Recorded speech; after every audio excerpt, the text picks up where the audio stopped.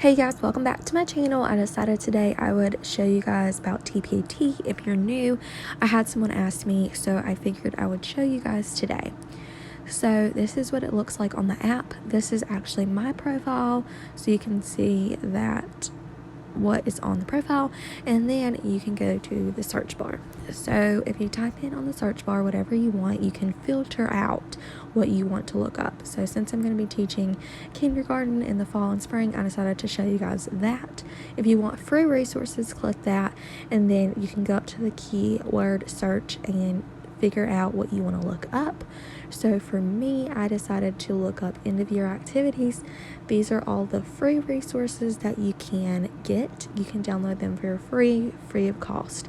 I was just looking at different ones, and this is what it comes up. You can see different previews and pictures of the resources, and it just kind of shows you what to expect when you download the product.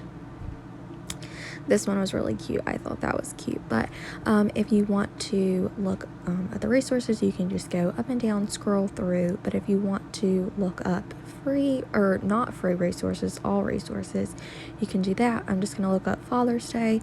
These are all of the paid resources. People do make a commission off of what you buy, and you can submit a question. If you have a question about one of them, you can look at the resources, and then I just chose this one. If you want to add it to your wish list, you can do that, and then you can see what you want to buy in the future. So you can actually look at the sellers that you're following on your page. These are specific sellers. I'm just going to go to Pocket Full of Primary. She's my favorite. You can go to their specific profile and look at all of their listings, and you can see exactly what they have for sale. Another one is Learning in Wonderland. I love her stuff. She has great ratings. You can see all of the reviews, and you can see that she has bundles on her page.